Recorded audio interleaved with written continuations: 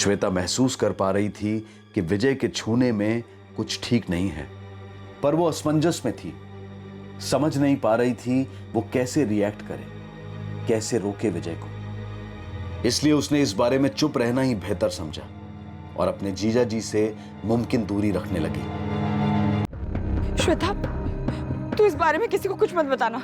अगर तूने किसी को कुछ भी बताया तो सब कुछ बर्बाद हो जाएगा। श्वेता, पापा, पापा, पापा उठो ना। पापा। श्वेता, बेटा मैं हूँ तुम्हारे लिए, तुम खुद को अकेला मत समझो, मैं रखूंगा तुम्हारा ख्याल। श्वेता, ये पास की बातों पर ना आंसू बहाने से कुछ भी नहीं होने वाला। I mean, तेरा प्रेजेंट भी उसी में डूब जाएगा। आज में जी, आने वाले कल के लिए जी, गुजरे हुए कल में नहीं। मैंने तो सोचा था ये प्यार व्यार लव शब्द के चक्कर से हमेशा के लिए दूर हो जाऊंगा, लेकिन श्वेता जब तुम्हें देखा तो मैं अपनी फीलिंग्स नहीं रोक पाया। मेरा दिल मुझे एक बार फिर से प्यार करने के लिए कह रहा है।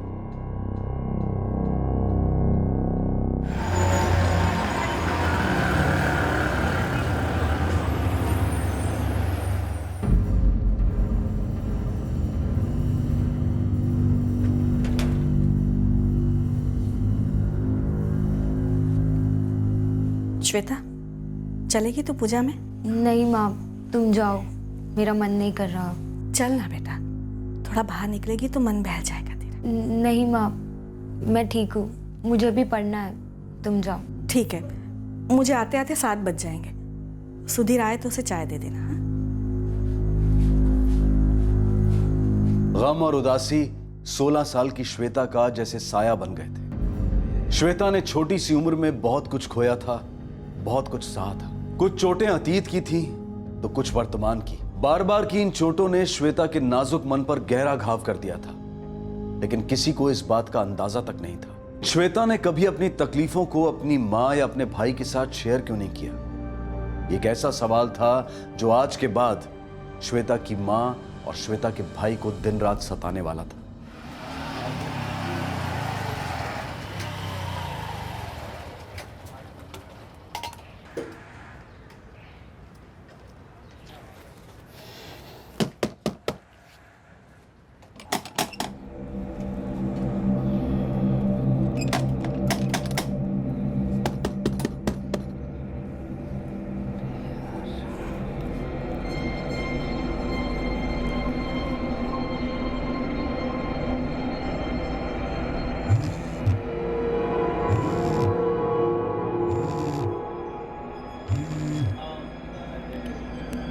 हेलो, हाँ क्या हुआ बेटा? माँ कहाँ हो तुम? कब से दरवाजा ठोक रहा हूँ। अरे मंदिर आई हूँ मैं। श्वेता है ना पर घर पे? क्या श्वेता घर पर ही है? मैं तो कब से दरवाजा ठोक रहा हूँ, खोल क्यों नहीं रही है? अरे पढ़ते पढ़ते आंख लग गई होगी उसकी, तू फोन लगा उसको। ठीक है माँ।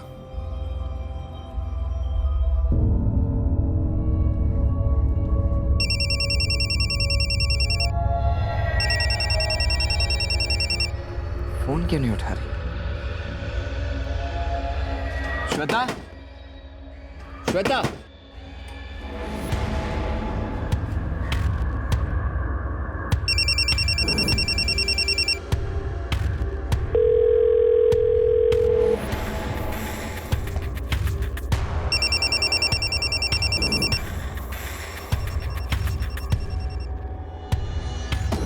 श्वेता, श्वेता, श्वेता, श्वेता। क्या हुआ सुधीर बेटा? अंकल, श्वेता दरवाजा नहीं खोल रही है। कब से दरवाजा पीटे जा रहा हूँ, कॉल पे कॉल भी किए, रिंग की आवाज भी आ रही है, लेकिन कोई जवाब नहीं दे रही है। हो सकता है अंदर सो रही हो। अंकल अगर सो भी रही होगी, इतनी आवाज के बाद तो उठ जानी चाहिए थी।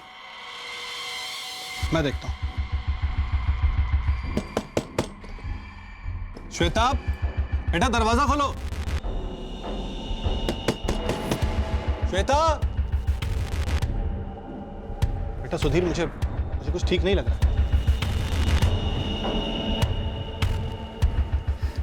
श्वेता, श्वेता, श्वेता,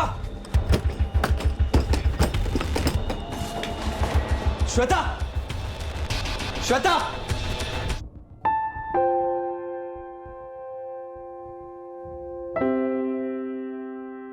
श्वेता 14 साल की चुलबुली और खुश दिल लड़की हमेशा हंसती रहती। जब उसकी जिंदगी पर गमों का साया मंडराया तो अचानक से वो एक खामोश और गंभीर लड़की में तब्दील हो गई। लेकिन वक्त ने फिर करवट ली। उम्मीद की धूप ने श्वेता के मुरझाए चेहरे को फिर से खिला दिया और उसकी मुस्कान फिर लौट आई। और फिर यह दिन आया जब श्वेता ने अपनी जिंदगी से हार मान ली।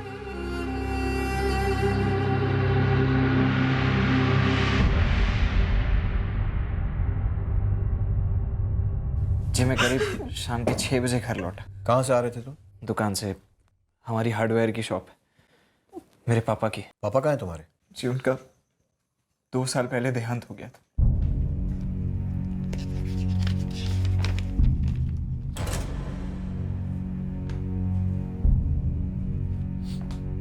सर, अंदर के कमरे से नोट मिला है, इस मोबाइल के नीचे रखा था।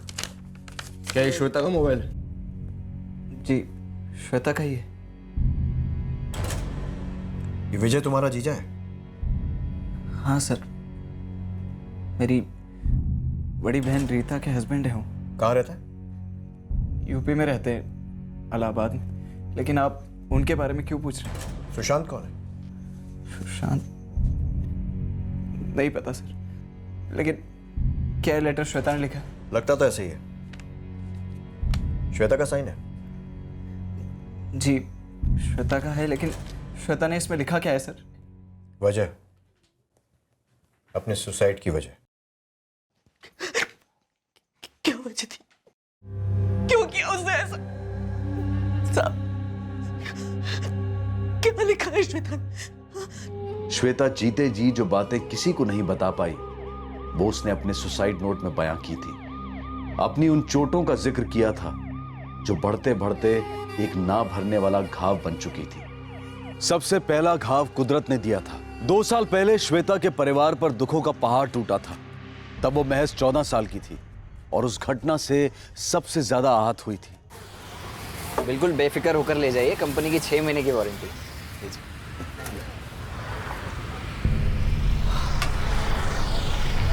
क्या हुआ पापा?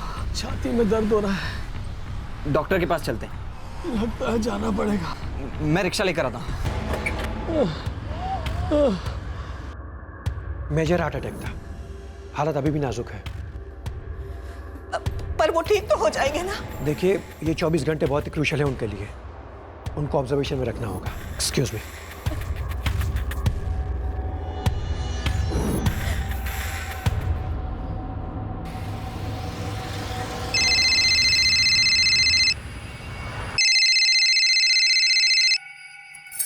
हाँ सुधीर, कैसी तबीयत है पापा की? रीता दीदी, पापा नहीं रहे। रीता दीदी, क्या? कल रात को फिर से उन्हें दिल का दौरा पड़ा और वो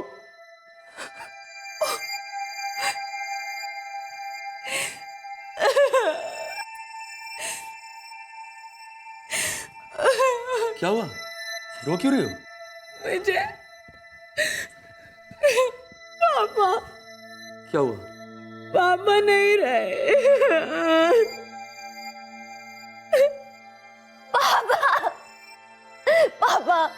पापा उठो ना।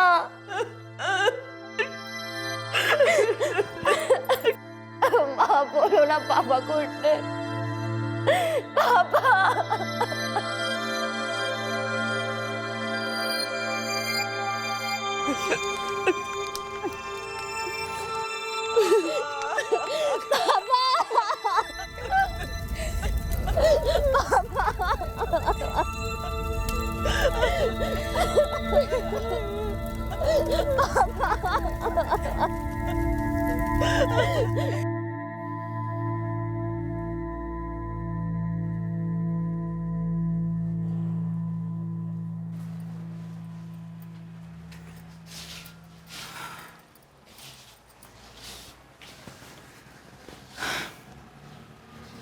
आज भी कुछ नहीं खाया श्वेता ने, बस यूं ही गुमसुम सी बैठी हुई है। उनकी सबसे लाडली थी श्वेता। बच्ची है अभी, उसके लिए इतना आसान नहीं है ये मान लेना कि उसके पापा नहीं रहे। पर माँ, उसे समझना होगा, इस सदमे से बाहर निकलना होगा उसे माँ।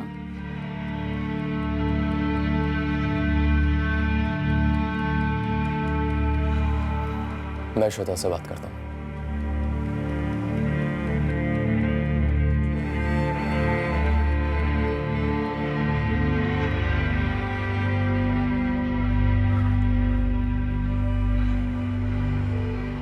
श्वेता, बेटा मैं हूं तुम्हारे लिए। तुम खुद को अकेला मत समझो, मैं रखूंगा तुम्हारा ख्याल।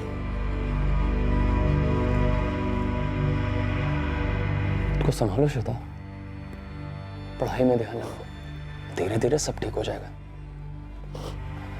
और जब एग्जाम्स खत्म हो जाए ना, तो हमारे पास इलाहाबाद चली आना, ठीक है? चलो आंसू पूछो।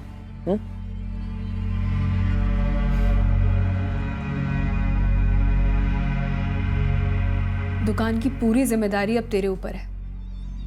जब भी वक्त मिलेगा तेरे जीजा जी और मैं आते रहेंगे पुणे, पर उस बीच कभी भी किसी भी तरह की जरूरत हो ना तो मुझे तुरंत फोन कर देना, हिचकिचाना मत बिल्कुल। समझ रहा है ना तू?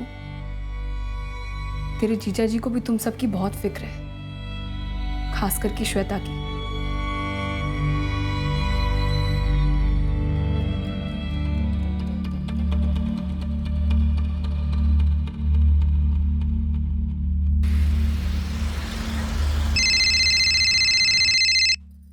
हाँ माँ, कैसे हो? श्वेता चली गई अपने पापा के बाद। क्या ये क्या कह रहे हो माँ? कैसे हुआ ये सब? खुदकुशी कर ली उसने। खुदकुशी? मगर क्यों माँ?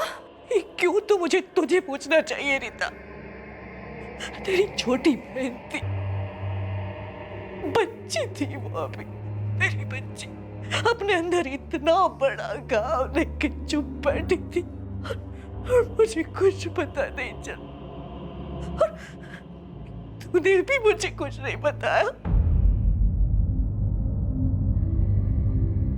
हाँ, कार्ड तो मिल गया रीटा, पर मैं नहीं आ पाऊंगी। सच कहूं तो अब ये शादी ब्याह में जाने का मन नहीं करता है, और सुधीर को भी अब पूरा दिन दुकान पे ही रहना पड़ता है ना, तो मुझे नहीं लगता कि वो भी आ पाएगा। मैं समझती हूँ तुम्हारी बात माँ, पर मेरे देवर की शादी है, हमारे घर से कोई भी नहीं आएगा तो कैसा लगेगा? आप ऐसे करो, श्वेता को भेज दो। उसे अकेले कैसे भेज दूं? सुधीर को कहना उसे इलाहाबाद वाली ट्रेन में बिठा दे, या विजय उसे स्टेशन से ले आएंगे, और वैसे भी इसी बहाने थोड़ा घूम लेगी तो उसका मन बहल जाएगा। बात तो तुम सही कह रही हो, वैसे धीरे धीरे अब कुछ संभल रही है वो। और देखना माँ, यहाँ शादी के माहौल में रहेगी ना तो कुछ ही दिन में बिल्कुल खिलखिलाने लगेगी।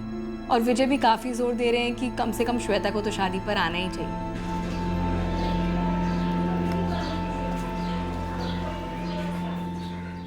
माँ ठीक कह रही है, तुझे जाना चाहिए दीदी के पास।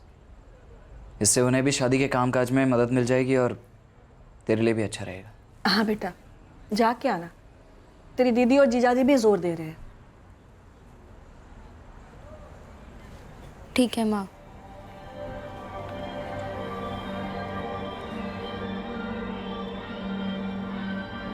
श्वेता अपनी फैमिली के जोर देने पर इलाहाबाद जाने को राजी तो हो गई, लेकिन मन ही मन उसे संकोच हो रहा था, और यह संकोच बेबुनियाद नहीं था, उसकी वजह थी।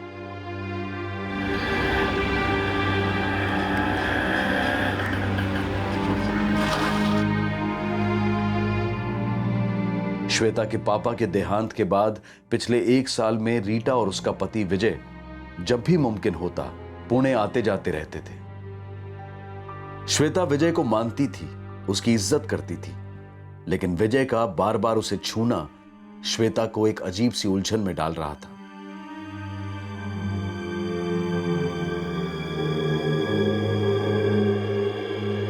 श्वेता महसूस कर पा रही थी कि विजय के छूने में कुछ ठीक नहीं है, पर वो असमंजस में थी, समझ नहीं पा रही थी वो कैसे रिएक्ट करे, कैसे रोके विजय को। इसलिए उसने इस बारे में चुप रहना ही बेहतर समझा और अपने जीजा जी से मुमकिन दूरी रखने लगी।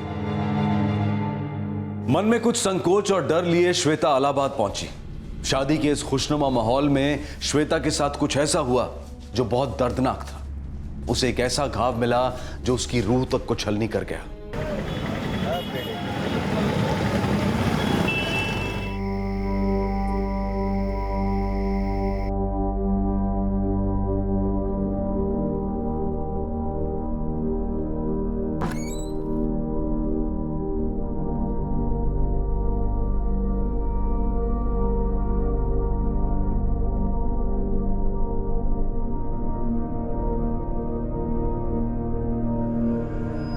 श्वेता, मैंने तुम्हें डरा दिया क्या? श्वेता, वो मेरा सर थोड़ा चकरा रहा है और रीता भी सो गई है, तो क्या तुम मेरे लिए चाय बना सकती हो? सुनो, मैं वो सामने वाले कमरे में हूँ, वहीं ले आना।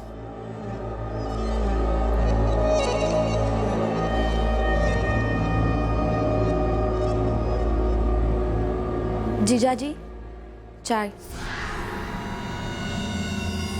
वहां रख दो।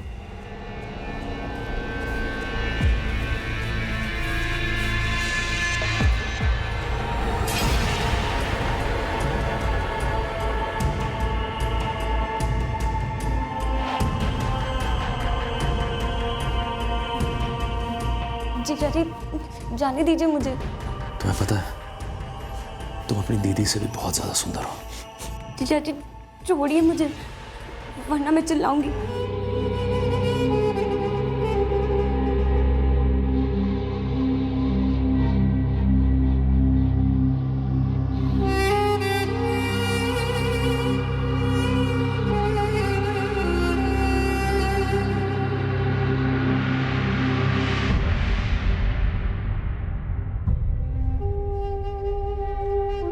छोड़ दीजिए मुझे। नखरे बहुत करती हो यार तुम। कल तो मजे ले रही थी, आज भी मजे करेगी? नहीं, जाने दीजिए मुझे। नहीं, नहीं।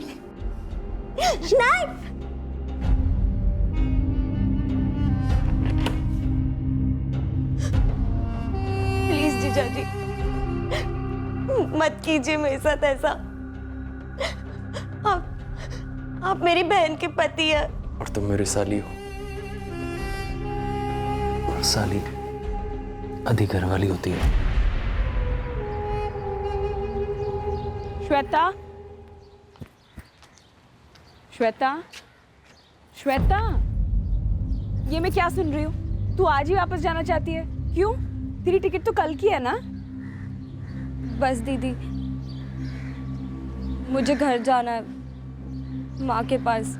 श्वेता, पर हुआ क्या है? और तेरी तबीयत तो ठीक है ना? तू कांप क्यों रही है? श्वेता, देख अपने आसपास, शादी का माहौल है, सब लोग कितने खुश हैं। इस खुशी में शामिल हो श्वेता। देख, मैं जानती हूँ तू पापा को भूल नहीं पाई है, पर उनके बगैर जीना तो सीखना होगा ना। दीदी, बात पापा की नहीं, बात तो कुछ और है। क्या बात है? बता मुझे। श्वेता, मैं तेरी बड़ी बहन हूँ, मुझे नहीं बताएगी तो किसे बताएगी? बोल, क्या परेशानी है?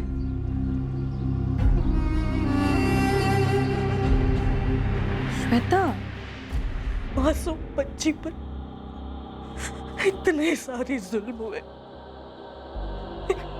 मेरी बच्ची चुपचाप अकेली सहती रही, कुछ नहीं पता भाई मुझे।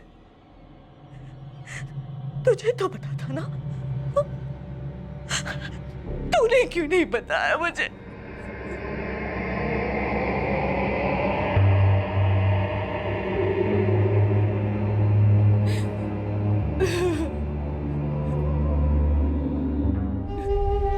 श्वेता ने अपनी बड़ी बहन रीटा को सब बताया जो उसके पति ने श्वेता के साथ किया।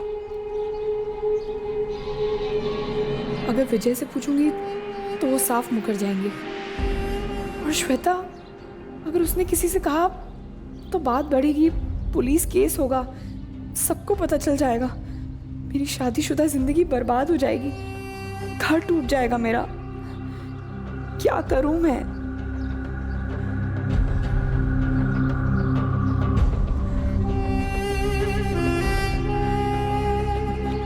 श्वेता, तू इस बारे में किसी को कुछ मत बताना।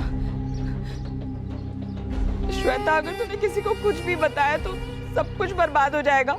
मेरी जिंदगी बर्बाद हो जाएगी, मेरा घर उजड़ जाएगा, सब कुछ खत्म हो जाएगा श्वेता।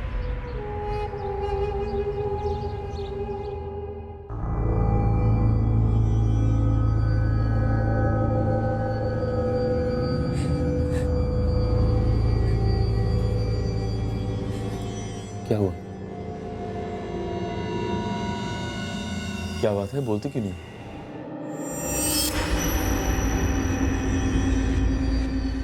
आप सुशांत को जानती हैं? नहीं सर, श्वेता ने कभी कुछ बताया ही नहीं मुझे। उसके साथ ना सब कुछ गलत होता रहा और चुपचाप अकेली सहती रही, और जब सह नहीं पाई तो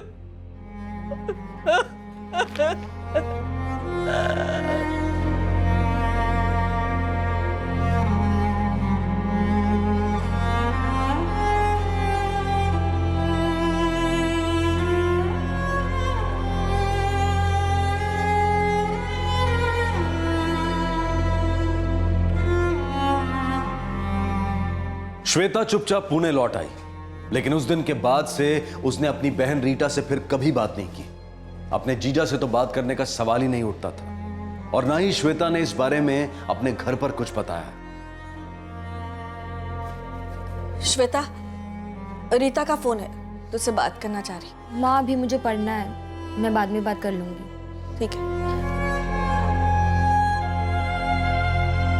अपने घाव छिपाकर खामोशी से वो अपनी जिंदगी जीने की कोशिश करने लगी, लेकिन वो घाव उसे दर्द देता रहा और श्वेता उसे सहती रही। और फिर उसकी मुलाकात निहारिका से हुई, जो कॉलेज के फर्स्ट ईयर में उसकी क्लासमेट थी।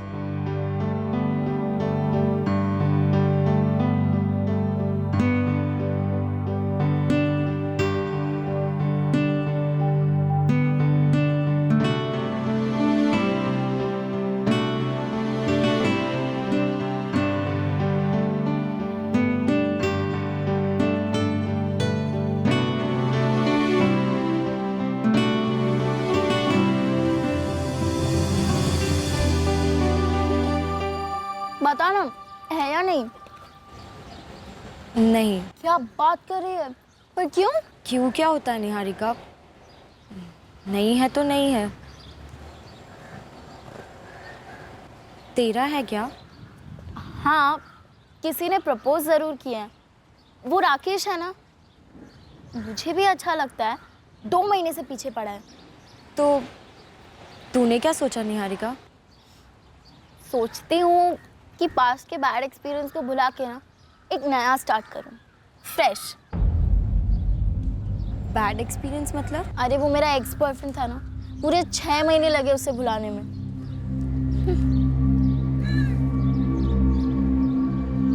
ये लो, बात मेरी लव स्टोरी की चल रही है, तू क्यों इतना इमोशनल हो रही है? इतना आसान नहीं होता सब भूल जाना निहारिका, खास करके बुरी यादों को। श्वेता, ये पास्ट की बातों पर ना आंसू बहाने से कुछ भी नहीं होने वाला। I mean, तेरा प्रेजेंट भी उसी में डूब जाएगा। आज में जी, आने वाले कल के लिए जी, गुजरे हुए कल में नहीं, समझी?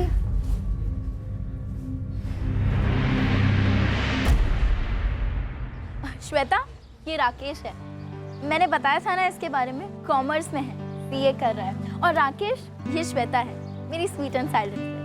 हाय श्वेता। हाय। अब चलो, मैं तुम दोनों से बाद में मिलता हूँ। बाय। तो कैसा लगा? दिखने में तो स्मार्ट है तेरा वाला। वैसे शांत भी दिखने में काफी स्मार्ट लगता है। वो तुझे पसंद है ना? देख, मैं जानती हूँ वो तुझे पसंद है। तुझे प्रोफेसर भाटिया की नोट्स की कसम, सच बोल। पसंद तो है, पर डर लगता है। यार तू क्यों इतना डरती है? ऐसा क्या है? देख, एक मैं हूँ जो तुझसे हर एक बात शेयर करती हूँ, और एक तू है जो मुझे कुछ भी नहीं बताती।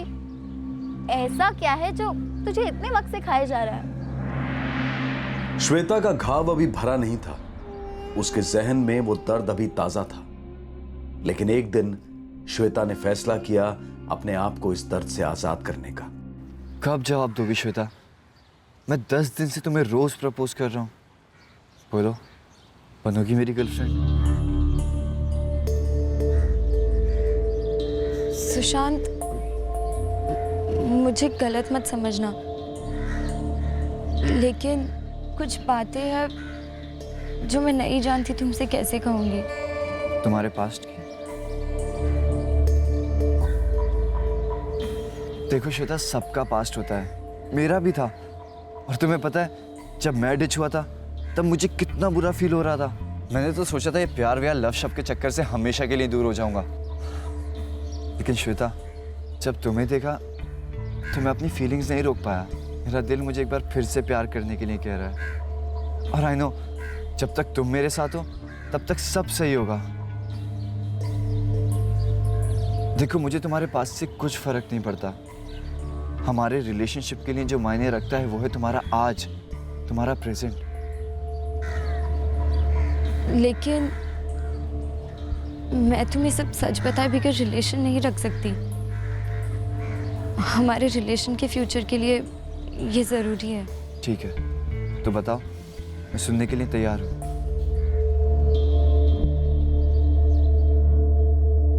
मौत बॉडी यहाँ लाने के करीब 2 घंटे पहले हुई होगी। मतलब 5:30 के आसपास? हाँ, और मौत के कुछ घंटे पहले सेक्सुअल एक्टिविटीज हुई थी। विक्टिम के प्राइवेट पार्ट्स में सीमन के ट्रेसेस मिले। रेप? नहीं, रेजिस्टेंस के कोई निशान नहीं है। सेक्स म्यूचुअल कंसेंट से हुआ होगा। डॉक्टर, मैं विक्टिम का सुसाइड नोट मिला है जिसमें सुशांत नाम के किसी लड़के का जिक्र है। श्वेता के फोन से सुशांत का नंबर तो मिला, लेकिन उसका फोन स्विच ऑफ आ रहा है सर। श्वेता की फ्रेंड निहारिका से बात हुई, उसने बताया कि श्वेता और सुशांत बॉयफ्रेंड गर्लफ्रेंड थे। ये उन्हीं के कॉलेज में पढ़ता है, 3rd ईयर का स्टूडेंट है। उसका एड्रेस भी मिल गया है सर। प्रमोद, इसे पुलिस स्टेशन लेकर आओ। श्वेता के सुसाइड नोट में इसकी करतूतों का भी पर्दाफाश हुआ है। भले ही कंसेंट से हुआ हो, लेकिन श्वेता नाबालिग थी, तो केस तो रेप का ही बनेगा।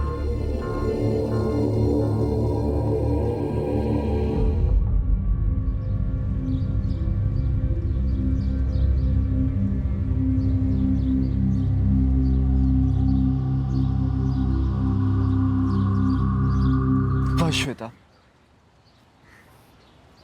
तुम कितनी ब्रेव हो श्वेता। तुमने इतना सब कुछ सहा, और वो भी अकेले। तुम नहीं जानते मैं कितने महीनों से इस शौक में हूँ।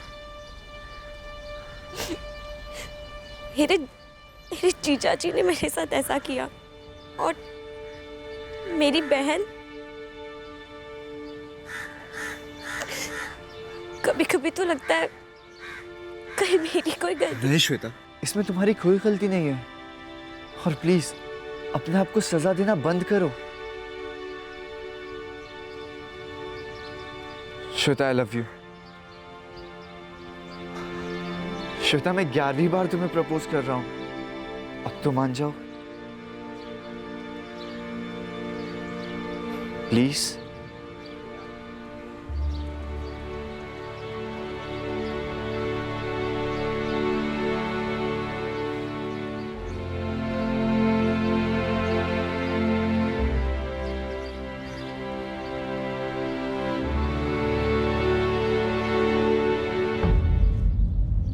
क्या हुआ श्वेता? एक किसी तो है। सुशांत, मुझे ये सब एक्चुअली। श्वेता, तुम क्यों डर रही हो? और बॉयफ्रेंड गर्लफ्रेंड में तो किस नॉर्मल सी बात होती है। ये तो तरीका होता है ना प्यार दिखाने का। पर सुशांत, मुझे इन सब चीजों से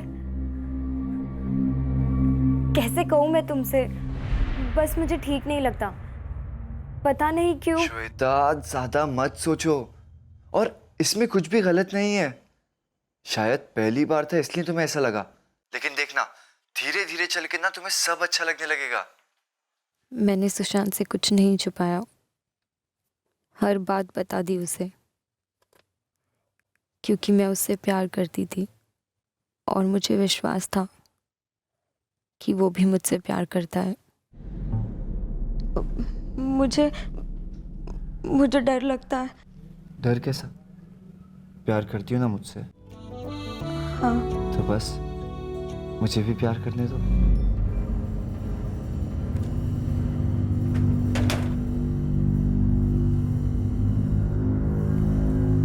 श्वेता, चलेगी तू पूजा में? नहीं माँ, तुम जाओ, मेरा मन नहीं कर रहा। ठीक है, मुझे आते आते 7 बज जाएंगे। सुधीर आए तो उसे चाय दे देना। हाँ, ठीक है।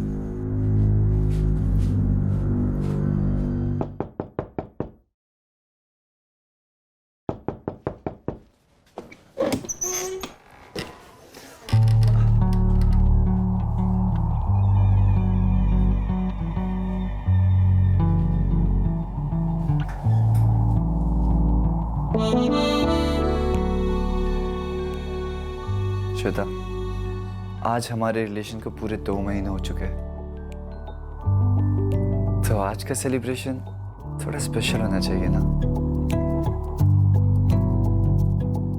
सर सर सर कहाँ ले जा रहे हैं आप मेरे बेटे को? किया क्या है इसने? सर मैंने कुछ नहीं किया सर, और श्वेता के साथ तो मेरी कैजुअल फ्रेंडशिप थी बस। तूने कैजुअल फ्रेंडशिप के नाम पे श्वेता के साथ क्या क्या किया सब उसके सुसाइड नोट में उसने लिखा है, समझा? डालो इसे गाड़ी में।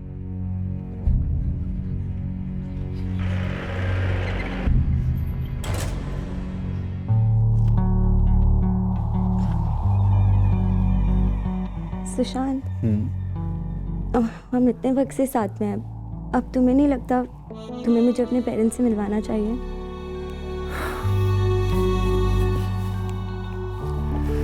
तुम्हें पता है श्वेता, तुम कितनी ब्यूटीफुल हो, इतनी ब्यूटीफुल हो कि तुम आराम से कॉलेज की रोज क्वीन बन सकती हो।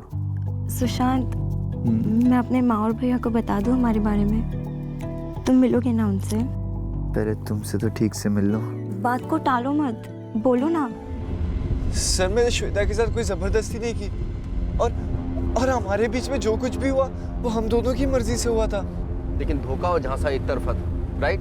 सिर्फ तेरी तरफ से। नहीं सर, ऐसा कुछ भी नहीं है, मैंने श्वेता को कोई धोखा नहीं दिया। सुशांत ने मुझे धोखा दिया, खिलवाड़ किया मेरे साथ। वो सिर्फ मुझसे फिजिकल रिलेशन रखना चाहता था, उसकी सारी बातें झूठ थी। जब मैंने रिश्ता आगे बढ़ाना चाहा तो वो चला गया मुझे छोड़कर। उसे तो पता था मुझ पर क्या गुजरी है, फिर भी उसने ऐसा क्यों किया?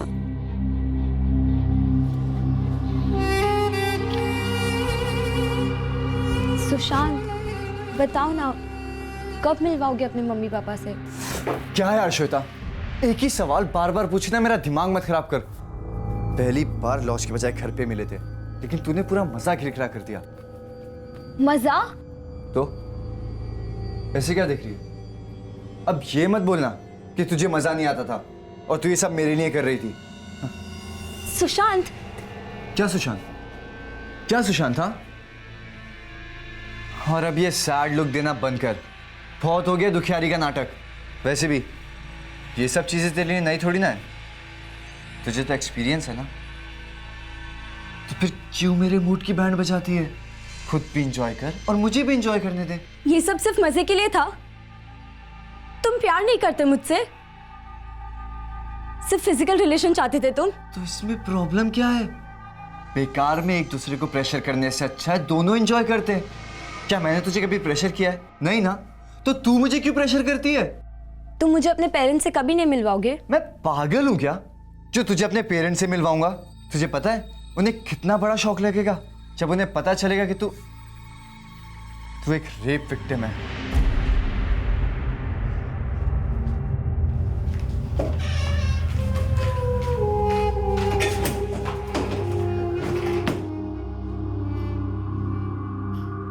तू एक रेप विक्टिम है।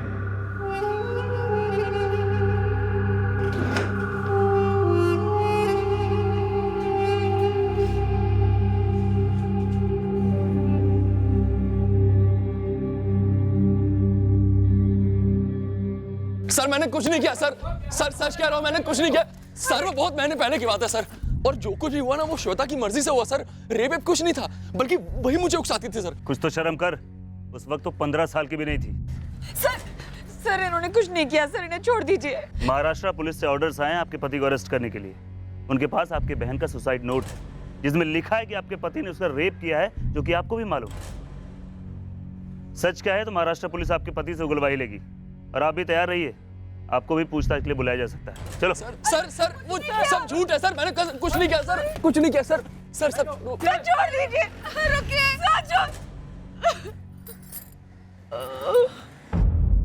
मेरी समझ में नहीं आ रहा मैं क्या करूं। तंग आ गई हूं मैं, खुद पर शर्म महसूस होती है। मेरे साथ ही ऐसा क्यों होता है? बहुत अकेली हो गई हूं। मुझे पापा की बहुत याद आती है, बहुत मिस करती हूँ उन्हें। अब बस उनके पास जाना चाहती हूँ। माँ, भैया, माफ कर देना मुझे, अब नहीं जीना है मुझे, और नहीं सह सकती मैं।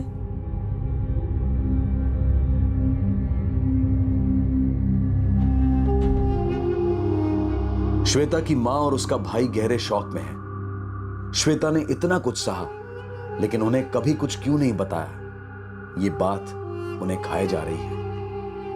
अपनी बेगुनाही का राग अलाप रहे विजय ने भी आखिरकार कबूल कर लिया कि उसने नाबालिग श्वेता के साथ जबरदस्ती शारीरिक संबंध बनाए थे। सुशांत ने भी ये कबूल किया कि उसका मकसद सिर्फ श्वेता के साथ फिजिकल रिलेशन रखने का था। उस रिश्ते को आगे ले जाने का उसका कोई इरादा नहीं था। श्वेता की खामोशी का राज निहारिका को उसके मरने के बाद पता चला, जिसे जानकर निहारिका को काफी शौक लगा। रीटा आज अपने आप को एक मझधार में फंसा महसूस कर रही है। एक तरफ उसके ससुराल वाले सदमे में हैं, काफी बदनामी झेलनी पड़ रही है उसके परिवार को, और दूसरी तरफ उसकी मां और उसका भाई उससे दूर हो गए, उससे बात तक नहीं करना चाहते।